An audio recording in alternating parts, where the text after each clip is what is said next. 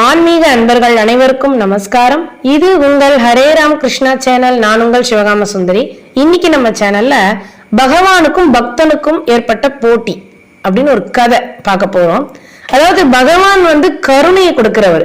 அவர் கருணையை கொடுத்துட்டே இருக்காரு, பக்தன் தன்னுடைய பக்தியை காமிச்சுக்கிட்டே இருக்கான். அப்படி ஒரு போட்டி, அதை நம்ம கதை மூலமா பார்க்கலாம்.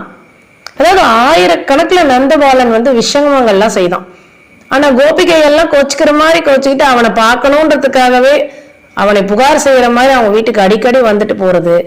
எல்லா கோபிகைகள் வீட்லயும் எவ்வளவு துவம்சம் செஞ்சிருந்தாலும் கண்ணனுடைய அந்த லீலையை எல்லாரும் ரசிச்சு அவன் மேல மாறாத அன்பு கொண்டிருந்தாங்க கோகுலவாசிகள்.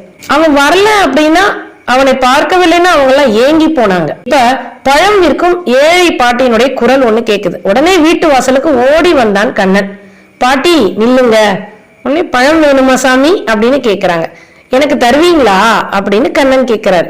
குட்டி கண்ணனுடைய அழகு அப்படியே அவளை என்னமோ செய்யுது அந்த பழம் விற்க வந்த பாட்டிய. அதுவும் அவன் பாட்டி பாட்டின்னு கூப்பிடுற அந்த மழலை மொழி, அவனுடைய அந்த அழகு பிஞ்சு பாதங்களை ஓடி வர விதம், அந்த பிஞ்சு கைகளை நீட்டி எனக்கு தருவீங்களா அப்படின்னு கேட்கிற பாவனை, அதெல்லாம் அவனுடைய மனதை என்னமோ செய்யுது. உறவுகள் ஏதுமின்றி தனியாக பழம் விற்கிற பாட்டி தான் அவங்க. அவங்களுக்கு அன்னைக்கு விற்பனை செஞ்சாதான் அவங்களால சாப்பிட முடியும். ஆனா அவங்களுக்கு இது ஒரு புதிய உறவா இருக்கு. இறைவனோடு சின்ன கண்ணன் இதழ்களை குவித்து குவித்து பேசும் அந்த எழில அப்படியே கேட்டுக்கிட்டே இருக்கலாமான்னு இருக்கு அந்த பாட்டிக்கு. உனக்குதான் எல்லாமே அப்படின்னு பாட்டி சொல்ல, அப்படியே பாட்டி எல்லாமே எனக்கா அப்படின்னு அந்த குட்டி கண்ணன் கேட்க, ஆமாங்க துரை, எல்லாம் உங்களுக்கு தான், இருங்க பாட்டி வரேன் அப்படின்னு உள்ள ஓடி குட்டி பாதத்துல குட்டியா மொல்லமா ஓடி போறாரு அழகு கிருஷ்ணன். 2 பட்டு கரங்கள் நிறைய தானியங்கள் அப்படியே அள்ளிட்டு வராரு பாட்டிக்கு கொடுக்கறதுக்கு. தத்தி தத்தி ஓடி வரும் வேகத்துல கையிடுக்கு வழியா தானியங்கள்லாம் அப்படியே சிந்திக்கிட்டே வருது. வாசலுக்கு அந்த பாட்டி கையில கொடுக்கறதுக்குள்ள 2-3 தானியம் தான் கையிலேயே இருக்கு.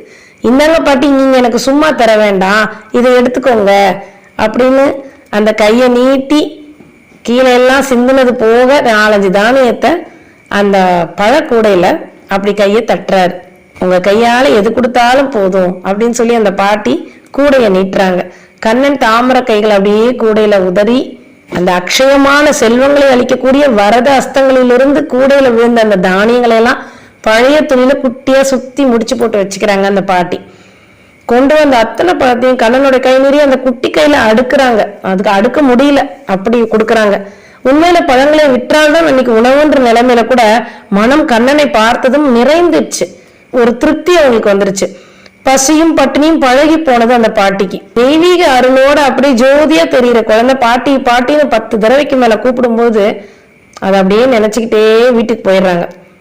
வீட்டுக்கு போய் பார்த்தா கூடை நிறைய விலை உயர்ந்த ரத்தனங்கள்லாம் நிரம்பி இருக்கு. 2 நாள் கழிச்சு பழம் விற்கும் பாட்டி மறுபடியும் பழம்னு வித்துக்கிட்டு வராங்க. பழம் விற்கக்கூடிய பாட்டி ஏழ்மையை நம்ம போக்கிட்டோன்னு சந்தோஷம் ஒரு பக்கம் கண்ணனுக்கு. இனிமே வாழ்நாள் முழுதும் உட்கார்ந்து சாப்பிடுவான்னு நினைச்சிட்டு இருந்தாரு. தள்ளாத வயதுல வீதி வீதியா அலைய வேண்டாம்னு நினைச்சாரு. ஆனா 3ஆவது நாள் காலையில பழம் வாங்கலையோ பழம்னு அந்த பாட்டி வராங்க. அதே பாட்டியோட குரல். ஓடி வந்தான் கண்ணன். என்ன பாட்டி, உங்களுக்கு அவ்வளவு ரத்தனம் தந்தனே பத்தலையா, பார்க்கலையா அப்படின்னு கேக்குறாங்க.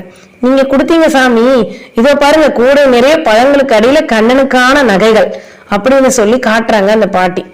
நீங்க பாட்டி பாட்டின்னு கூப்பிட்டீங்க, பாட்டியால முடிஞ்சது நீங்க தந்ததுதான். இது எல்லாத்தையும் நீங்க கொடுத்ததை வச்சே உங்களுக்கு அழகான அணிகலன்களை நான் கொண்டு வந்திருக்கேன், எனக்கு ஒரு கால் வைத்து கஞ்சி போதும் அப்படின்னு சொல்லிட்டே அந்த பாட்டு இந்த நகைகளை எல்லாம் கண்ணனுக்கு அப்படியே பூட்டி அழகு பாக்குறாங்க. கண்ணனுக்கு ரொம்ப புதிரா இருந்தது. ஏழையா இருக்காங்களே, செல்வத்தை கொடுத்தா எனக்கே திருப்பி தராங்களே, நான் அவங்களுக்காக தானே கொடுத்தேன் அப்படின்னு கொஞ்சம் அசந்து போயிட்டாரு கண்ணன். மறுநாள் காலையில மறுபடியும் பழம் வாங்கலையோன்னு வராங்க. பாட்டியோட குரல் கேட்டு கண்ணன் மிகவும் ஆச்சரியப்பட்டாரு. இப்ப பாட்டியை பார்க்க கண்ணனுக்கு ரொம்ப ஆவல். பாட்டி உங்க வீடு அப்படின்னு கேக்குறாரு. ஆமா சாமி, நீங்க என் குடிசை அப்படியே அரண்மனை போல மாளிகை போல மாத்தி கொடுத்துருக்கீங்க அப்படின்னு சொல்றாரு. அது பத்தலையா பாட்டி, மறுபடியும் ஏன் பழம் விற்க வந்தீங்க அப்படின்னு கேக்குறாரு கிருஷ்ணர். அது இருக்கட்டும், நீங்க என் கூட என் வீட்டுக்கு வருவீங்களா அப்படின்னு கேக்குறாரு. உடனே வரனேன்னு பாட்டி கூடவே அந்த பிஞ்சு பாதங்களை வச்சுட்டு நடந்து தத்தி தத்தி நடந்து போறாரு. பிரம்மம் பாட்டியின் கையை பிடித்து கொண்டு தளர் நடை நடந்து சென்றது. அங்கே ஒரு பெரிய அரண்மனை போன்ற வீட்டுல கண்ணனுடைய அழகான சித்திரம் வைத்து கோவில் போல செய்து ஆராதனைகள் நடந்துட்டு இருந்தது.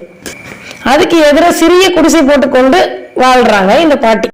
ஏன் ஒருத்திக்கு எதுக்கு சாமி மாளிகை, சாமிக்கு தான் எல்லாம் அப்படின்னு சொல்லிட்டு அந்த மாளிகையில கிருஷ்ணரை காமிக்கிறாங்க அந்த பாட்டி.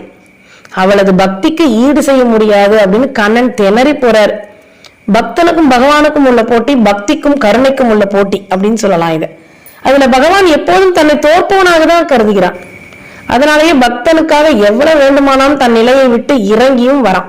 அதாவது இந்த கதையில என்ன காட்டப்படுதுன்னா, சமர்ப்பணம்னா என்னன்னு காட்டப்படுது. நம்ம எல்லாத்தையும் அவனுக்குன்னு சமர்ப்பிக்கணும், அதுதான் சமர்ப்பணம். அர்ப்பணம், சமர்ப்பணம்.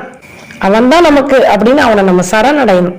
அனைத்திற்கும் மூலமும் அவன்தான், படைப்பவனும் அழிப்பவனும் அவன்தான், முழுமுதற் கடவுளும் அவன்தான், தேவர்களையும் இந்த உலகத்தையுமே கட்டுப்படுத்துபவனும் அவன்தான். இதெல்லாமே இங்க இருக்கக்கூடிய இந்த பூலோக வாழ்க்கையில நம்ம அனுபவிக்கிற அத்தனையும் அவன் நமக்கு கொடுத்ததுதான்.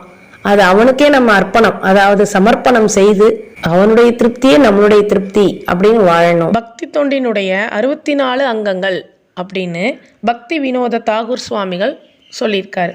அந்த 64 அங்கங்கள்ல இந்த கதைக்கு பொருத்தமான அர்ப்பணம் சமர்ப்பணத்திற்கு பொருத்தமான 4 வரிகள் இதோ நமக்காக. பகவானுக்காக அனைத்தையும் அர்ப்பணிக்கணும், சமர்ப்பிக்கணும். நமக்கு பிடித்தமான பொருள்களை அவரிடம் ஒப்படைக்கணும். முயற்சிகள் அனைத்தையும் கிருஷ்ண சேவையில் ஈடுபடுத்தணும். சரணடைந்த ஆத்மாவாக இருக்கணும் அப்படின்னு இறைவனை வேண்டிக்கிறேன். அனைத்தும் கிருஷ்ணார்ப்பணம். கிருஷ்ண கிருஷ்ண கிருஷ்ணா, ஹரே கிருஷ்ணா ஹரே கிருஷ்ணா கிருஷ்ண கிருஷ்ணா ஹரே ஹரே, ஹரே ராமா ராம ராமா ஹரே ஹரே.